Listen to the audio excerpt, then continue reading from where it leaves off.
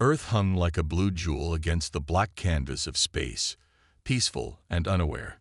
It was a typical Monday morning at NASA's Mission Control when the alarms began blaring. "Sir, we're detecting an unknown object approaching Earth's orbit," said Frank Wilson, his eyes fixed on the monitoring screens. "It's massive and moving at incredible speed." Director Alan Barnes rushed over, coffee spilling from his mug. "Asteroid? Comet?" "No, sir," Frank replied, his voice dropping to a whisper. "It's showing signs of controlled deceleration. Whatever this is, it's artificial." Within hours, the strange vessel had positioned itself in geosynchronous orbit above the North Atlantic. Its metallic hull gleamed with an iridescent purple sheen that no Earth material could replicate. The ship was enormous, roughly the size of Manhattan, and shaped like an elongated diamond with strange protrusions extending from its surface. Governments worldwide scrambled to respond. Emergency sessions were called at the United Nations, military forces went on high alert, and civilians around the world watched their screens in a mixture of fear and wonder. "We need to establish communication," declared UN Secretary-General Maria Rodriguez, "before someone does something regrettable." NASA astronaut John Carter and Senolinguist Lisa Green were quickly selected for the first contact mission. Carter had logged more space hours than any active astronaut, while Green had pioneered breakthrough theories on potential alien language structures. 3 days after the vessel's arrival, they boarded a small shuttle and approached the alien craft. As they drew near, a section of the hull seemed to dissolve, revealing an entrance. "I guess that's an invitation," Carter said, his attempt at humor barely masking his nerves.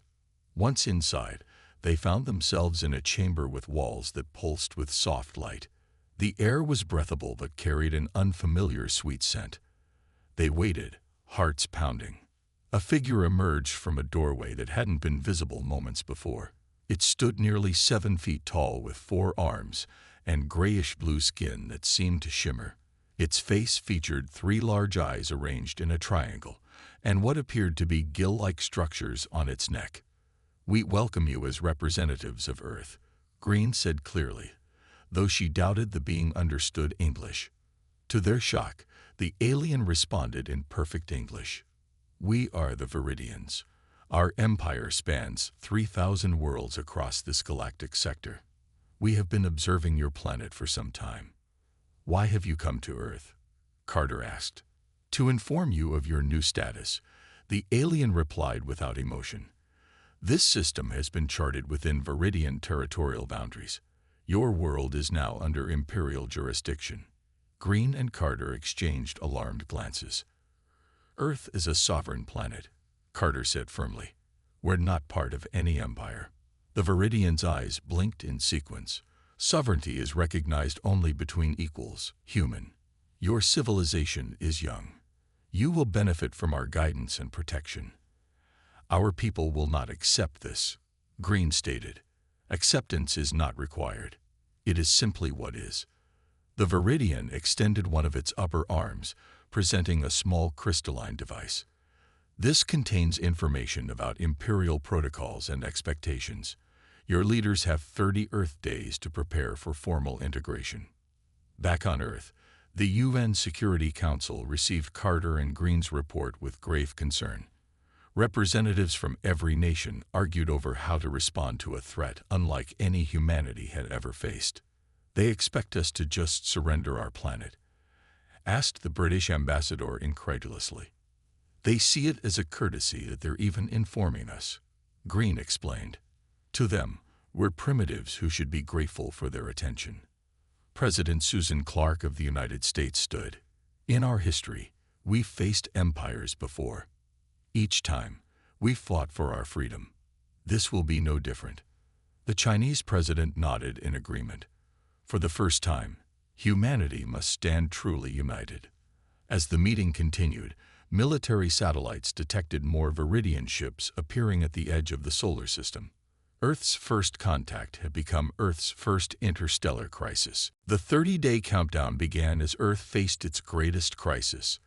Admiral William Hayes stood aboard the International Space Station, watching his tablet as reports flooded in from military installations worldwide. At 62, Hayes had never expected to command humanity's first interstellar defense. "Status report," he demanded, his weathered face illuminated by screen light. Lieutenant Carroll Wright swiped through data screens.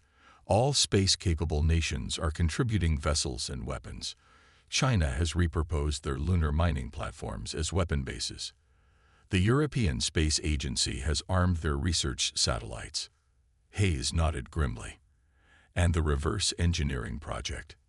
Dr. Martinez has made a breakthrough, sir." In a laboratory beneath the Rocky Mountains, Dr. Olivia Martinez carefully examined the crystalline device the Viridians had provided. What was meant as an instruction manual for Earth's surrender had become humanity's greatest asset. "The Viridians use a quantum communication system," she explained to the engineers surrounding her workstation. "But their technology relies heavily on a specific frequency range. If we can create enough interference in that range," her colleague, Dr. Paul Baker, completed her thought, "we could potentially disrupt their communications and targeting systems." "Exactly." Martine smiled for the first time in days. "They never expected us to comprehend their technology, let alone find a weakness."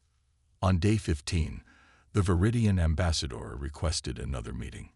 This time, the alien delegation landed in Washington, D.C., walking on Earth soil with an air of ownership that made onlookers bristle with anger. Inside the White House, President Catherine Summers sat across from the Viridian representative, who now called himself Envoy Zorik. 6 Secret Service agents stood tensely around the room. "Your allotted preparation time is half complete," Zorik stated. "We require an update on your compliance progress." President Summers, a former Army general with steel-gray hair and unwavering resolve, leaned forward. "We have an update for you. Earth rejects your terms. Earth will remain free and sovereign." Zorik's 3 eyes blinked rapidly. "This response is unexpected and unfortunate. Perhaps I was unclear. This is not a negotiation." "No, it isn't," Summers agreed. "It's a declaration. Earth is closed to imperial expansion. Your military capability is primitive compared to ours," Zorik said, his voice taking on a new edge. "Resistance will result in significant damage to your civilization." Summers smiled thinly. "We've studied your instruction manual very carefully, Envoy Zorik, perhaps too carefully." For the first time, uncertainty flickered across the alien's features. As the meeting concluded, Secretary of Defense George Miller approached President Summers. "Was it wise to reveal we've analyzed their technology?" "They already underestimate us," Summers replied. "Let them continue to do so."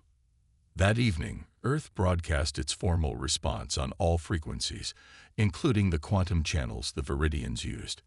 In multiple Earth languages and the Viridian dialect that Dr. Green had deciphered, the message was simple. Earth declares itself sovereign territory.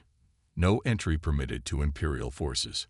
In orbit, Admiral Hayes received reports of Imperial reinforcements arriving at the edge of the solar system. "How many ships?" he asked. "Hundreds, sir," Wright answered soberly. "They're positioning around Jupiter, likely preparing for a coordinated approach." Hayes stared at the tactical display. Earth's defenses seemed pitifully small against the gathering armada, but they had advantages the Viridians couldn't anticipate. "Begin Operation Homestead," Hayes ordered. "Activate all planetary defense systems and deploy our new countermeasures. And get me President Summers. She needs to know. They're not waiting for the deadline." Across Earth, people looked to the night sky, knowing that the stars now harbored both wonder and threat. The ultimate test of humanity had begun, and failure meant the end of everything they had ever known as free people. For the first time in human history, every nation on Earth united under a single purpose: survival. Ancient enemies became allies, borders became meaningless, and petty differences faded in the face of extinction. General Samuel Woods stood in the newly established Global Defense Command Center beneath the Swiss Alps. Screens surrounded him. displaying military preparations happening simultaneously across the planet. At 65, Woods had fought in 3 wars, but nothing had prepared him for commanding Earth's unified forces. "Status on shield deployment?" he asked, his voice calm despite the pressure. "Engineer Richards reports 70% completion," replied Colonel Grace Miller. "The network should be fully operational in 18 hours. Kevin Richards had been an obscure engineer at a small tech company before the crisis. Now he led the team that had adapted Viridian shielding technology for Earth's defense. By studying the crystalline device, they had discovered methods to create energy barriers that could, theoretically, withstand Viridian weapons. In his workshop, Richards wiped sweat from his brow as he calibrated the final components. "The shields won't hold forever against their full arsenal," he explained to his team. "But they don't need to. They just need to hold long enough." Across the globe, makeshift factories worked around the clock. Ordinary manufacturing plants now produced components for space defenses. Auto workers assembled weapon parts.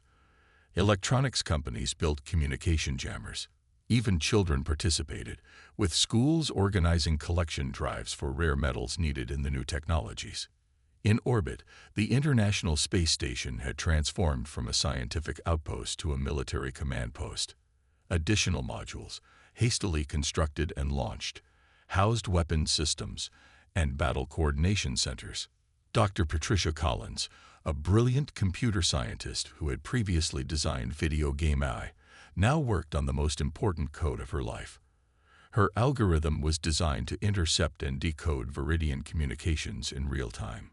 They use predictable patterns in their encryption, she explained to Admiral Hayes during a video conference. "It's like they never expected anyone to try breaking their codes." "They've never needed to worry before," Hayes replied. "Their technological superiority has always been enough." "Well, it won't be enough this time," Collins said with determination. Meanwhile, civilian preparations continued. Underground shelters were stocked with supplies. Medical centers prepared for casualties. Farmers accelerated harvests to ensure food reserves. In homes around the world, families watched the skies with a mixture of fear and resolve. Parents told their children stories of human courage throughout history, promising that this would become just another tale of victory against overwhelming odds. President Summers addressed the world in a broadcast that reached every corner of the planet. "For thousands of years, we have fought each other over differences in belief, resources, and borders. Today, we set all that aside. Today, we are not Americans, Russians, Chinese, or Europeans. We are Earthlings, united in our defense of our home. The Viridians believe we will surrender because we are technologically behind them. They do not understand that humans have always overcome greater forces through ingenuity, courage, and sheer determination." As she spoke, Earth's long-range sensors detected movement. The Viridian fleet had begun its approach from Jupiter. "They're moving earlier than expected," General Woods noted as the data came in. "They must have interpreted our preparations as a threat. Or they realized we found weaknesses in their technology," Colonel Miller suggested. Woods nodded grimly. "Either way, the timeline has accelerated. Inform all commands. We move to full alert status." Throughout the Earth's atmosphere, newly constructed defense satellites took position. On the ground, powerful jammers prepared to disrupt Viridian communications. In submarine bases and mountain bunkers, leaders finalized contingency plans. Earth's message continued to broadcast on all frequencies. "Earth declares no entry." It was no longer just a diplomatic statement. It was humanity's promise to itself, a line drawn in the stars that would not be crossed without a fight. The sky darkened as the Viridian fleet arrived in Earth's orbit. Hundreds of ships moved into position, their hulls gleaming with the same iridescent purple as the first contact vessel.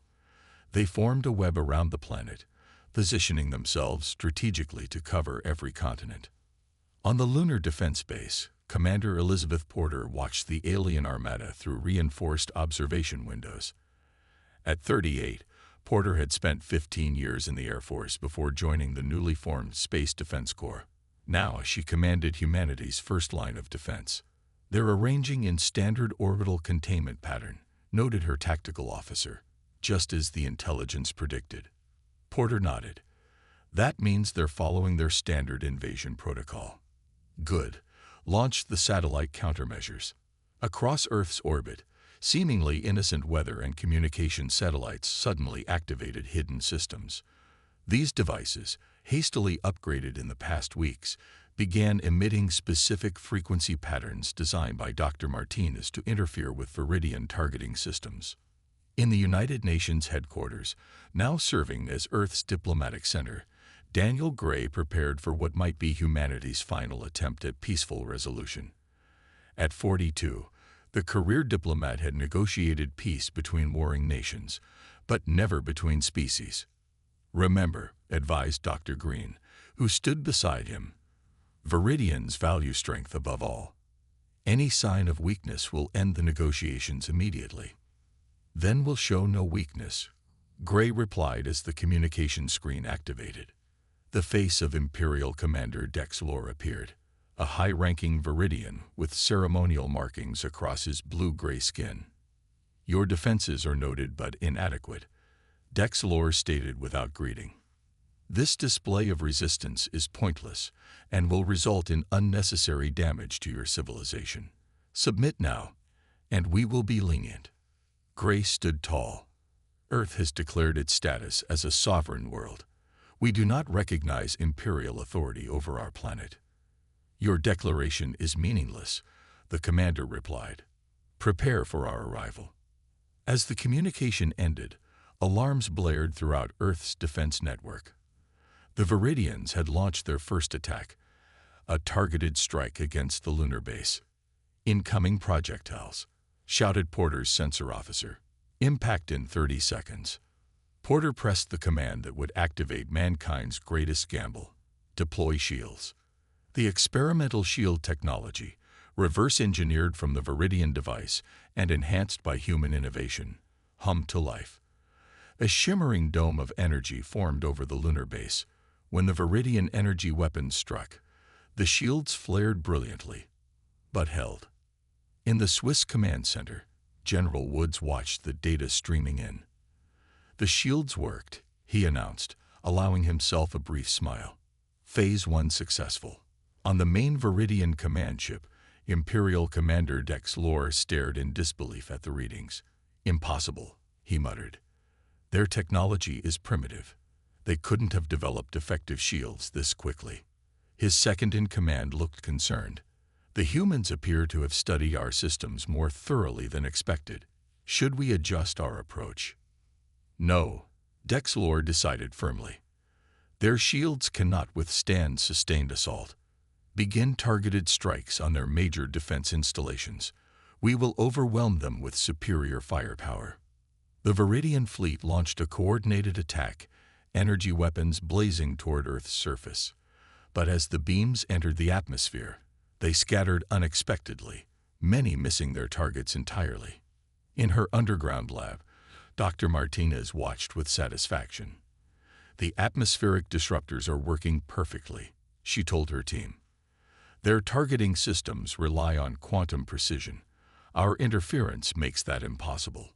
The Viridians quickly adapted, switching to more conventional weapons. Smaller ships detached from the fleet, heading toward Earth to deliver troops directly. "They're launching invasion forces," Admiral Hayes reported from the space station. "All ground defense units, prepare for engagement." As the first wave of alien ships penetrated Earth's upper atmosphere, hidden defense platforms activated, launching swarms of small, agile interceptors. These unmanned craft, built with a combination of Earth and adapted Viridian technology, surrounded the incoming ships. The battle for Earth had begun, and humanity's careful preparations were about to be tested against the full might of an interstellar empire that had never known defeat. The sky burned with unnatural light as Viridian drop ships pierced Earth's atmosphere. Their sleek, purple-hulled vessels descended toward major cities worldwide: New York, Beijing, London, Moscow, Tokyo, leaving trails of emerald fire.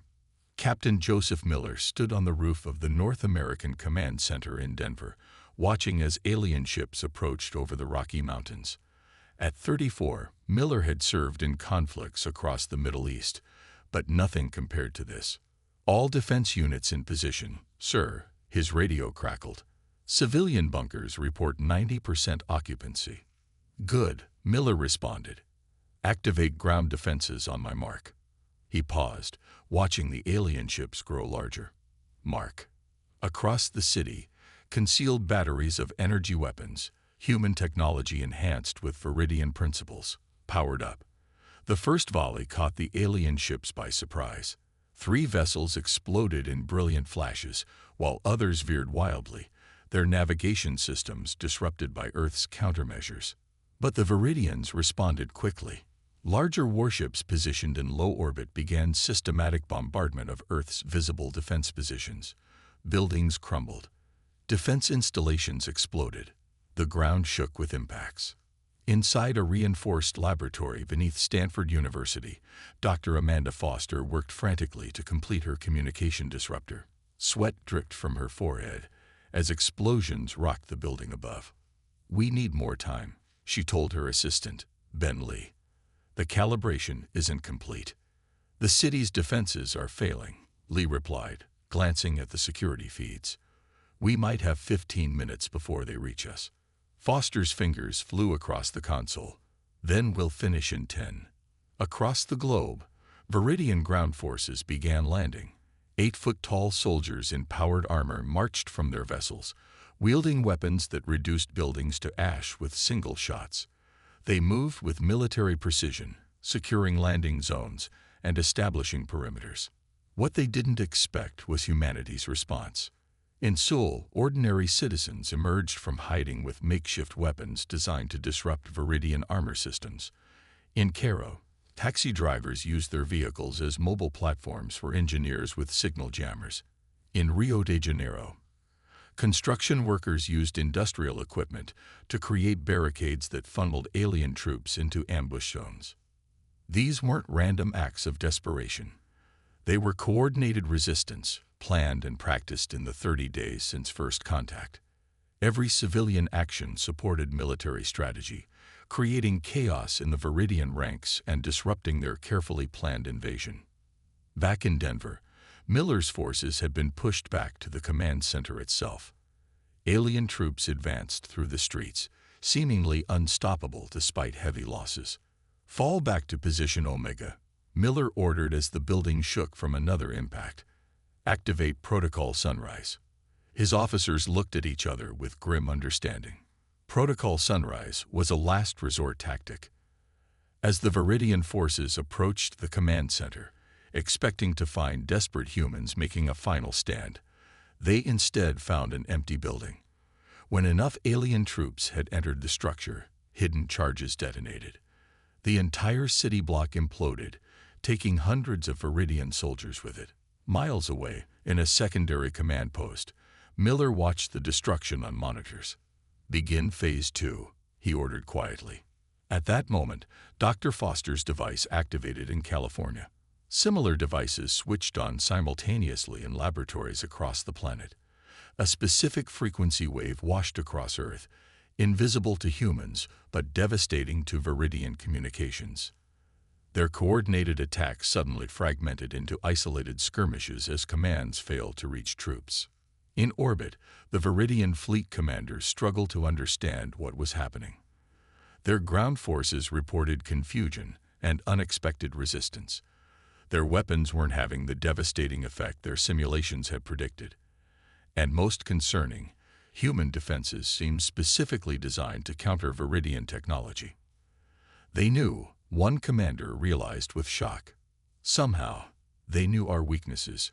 As the first day of battle ended, Earth had suffered terrible damage. Cities burned. Millions sheltered underground. But the Viridian invasion had not proceeded according to plan. The empire that had conquered 1,000 worlds was facing something new.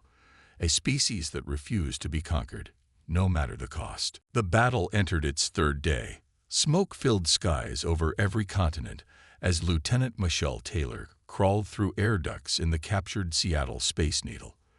The Viridians had converted the landmark into a regional command post, unaware that a human infiltration specialist was inching closer to their communications hub.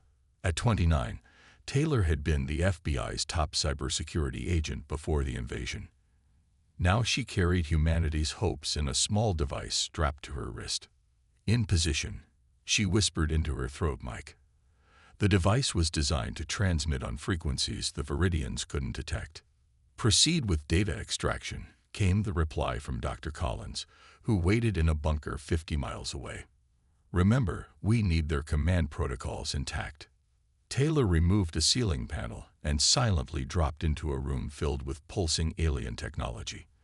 The Viridian equipment hummed with power as it coordinated attacks across the Pacific Northwest. She carefully attached her device to what intelligence had identified as a central processing node. "Beginning download," she whispered. While Taylor worked, scientist Ryan Peters made the final adjustments to his quantum communication array in the ruins of CERN. The former particle physics facility had been repurposed for Earth's most ambitious technological leap. "The array will allow instantaneous communication between all our forces," Peters explained to General Woods, who watched via secure video link. "No delays, no interception possibility. Every human soldier will act with perfect coordination, while the Viridians remain fragmented." "How soon?" Woods asked, his face haggard from days without sleep. "1 hour," Peters replied. "Once Lieutenant Taylor retrieves the command protocols, we can integrate them into our system." The general nodded. "1 hour then. I'll prepare our forces for the counterattack." Across Earth, human defenders held their positions with desperate courage. They had suffered terrible losses, but had inflicted unexpected damage on the invaders. The Viridians, used to quick conquests against less advanced civilizations, found themselves bogged down in a type of warfare they hadn't experienced in centuries. In orbit, Colonel Jason Harper and his team of 12 Special Forces operators approached the Viridian command ship in a captured alien shuttle. Their mission was simple but nearly impossible: infiltrate the Imperial flagship and disrupt Central Command. 2 minutes to docking, reported Sergeant Linda Brown, piloting the vessel. "Transponder signals are accepted. They think we're friendlies." Harper checked his weapon, a hybrid design combining human ingenuity with reverse-engineered Viridian technology. "Remember, our job is to create chaos, not to hold territory. Plant the devices, then get out." The shuttle docked with the massive Viridian command ship. When the airlock opened, Harper's team moved with practiced precision, neutralizing the dock guards silently. "Split into teams," Harper ordered. "Plant the disruptors at all designated points. Rendezvous at extraction point in 15 minutes." As the teams dispersed through the alien vessel, Taylor completed her download in Seattle. "Got it," she announced. "Transmitting data now." Dr. Collins received the stream of Viridian command codes and protocols. "This is it," she exclaimed. "Their entire command structure, authentication methods, everything." This information was immediately relayed to Peters at CERN, who integrated it into the quantum communication array. "System online," he announced. "All Earth forces now connected." General Woods didn't waste a second. "All units, this is Homeworld Command. Execute Operation Thunderstrike. Authentication code. Humanity prevails." Across the planet, human forces that had been strategically retreating suddenly attacked with perfect coordination. Every move was precisely timed, exploiting gaps in Viridian positions that the aliens didn't even realize existed. Human weapons targeted specific weaknesses in alien armor and shields, informed by the analysis of captured technology. On the Viridian flagship, Harper's team planted their devices, specially designed to mimic Imperial abort codes. When activated, these devices broadcast signals that the Viridian hierarchy could not ignore. Stand-down orders that appeared to come from their own high command. Confusion spread through the Imperial forces. Some units retreated while others held position, unsure which orders to follow. The coordinated invasion dissolved into disconnected battles. For the first time since the conflict began, Imperial Commander Dexlor felt something alien to his species: doubt. How are these primitives doing this? He demanded of his advisors. How do they know our systems so well? No one had an answer as the tide of battle shifted inexorably against the seemingly invincible Galactic Empire. The Imperial retreat began gradually, then accelerated into a full withdrawal. Viridian ships broke orbit one by one, their formations no longer displaying the perfect geometric patterns they had arrived with. Some vessels showed damage from Earth's defenses, trailing debris and venting atmosphere as they limped away. In the UN headquarters, now partially rebuilt after orbital bombardment, world leaders gathered to watch the departure. The room was silent except for the soft beeping of monitoring equipment. "They're really leaving," President Summers said quietly, her voice revealing the exhaustion of the past weeks. A bandage covered one side of her face, evidence of a close call during an attack on the presidential bunker. Admiral Hayes nodded. The last Imperial vessels should clear lunar orbit within the hour. Long-range sensors showed their fleet regrouping near Mars. "Will they return with reinforcements?" asked the Chinese premier, his arm in a sling from injuries sustained when Beijing came under heavy attack. Dr. Green, who had spent the war analyzing Viridian communications, stepped forward. "I don't believe so. Their transmissions indicate genuine confusion. They've never experienced a failed conquest. Their military doctrine has no protocols for this situation." The doors opened and Daniel Gray entered, looking more worn than anyone. For 3 days, he had been aboard the Imperial flagship, negotiating terms with Commander Dexlor. "It's done," he announced. "They've accepted our terms." The room erupted in disbelieving questions. Gray raised his hands for silence. "The Viridian Empire has formally recognized Earth's sovereign status and established a no-entry zone around our solar system." He smiled thinly. "It seems losing 20% of their invasion force to a primitive planet was unacceptable to their high command." President Summers' eyes narrowed. "They agreed too easily. What's the catch?" "They save face by classifying Earth as a potentially hazardous developing world, rather than acknowledging our victory," Gray explained. "But the practical effect is the same. They'll leave us alone." In the weeks that followed, Earth began the long process of rebuilding. Cities lay in ruins, millions had perished, and the scars of battle would mark the planet for generations. Yet amid the destruction, there was an unprecedented unity and purpose. The Global Defense Command, established as a temporary measure, became permanent. Research into the recovered Viridian technology accelerated, with breakthroughs in medicine, energy production, and space travel announced almost daily. 6 months after the retreat, a different type of alien vessel appeared in Earth's orbit. Unlike the aggressive Imperial ships, this craft was smaller and bore markings unfamiliar to Earth's defenders. "They're requesting communication," reported the officer on duty at the orbital defense platform. General Woods, now serving as Earth's first space defense commander, authorized the contact. On the screen appeared a being with golden skin and 4 eyes. Clearly not Viridian. "Greetings from the Erythari Confederation," the alien said in carefully practiced English. "We come seeking alliance with the world that defied the Empire." It transpired that the Viridians had dominated this region of the galaxy for centuries. Many worlds paid tribute or served as vassals, seeing no alternative to imperial rule. Earth's successful resistance had sent shockwaves through the galactic community. "You've given hope to dozens of subjugated species," the Erythari representative explained. "The Empire's aura of invincibility is shattered." In the following years, Earth established diplomatic relations with several non-imperial civilizations. Some offered technology exchanges, others sought military alliances, but all approached Earth with a respect rarely afforded to newcomers in the galactic scene.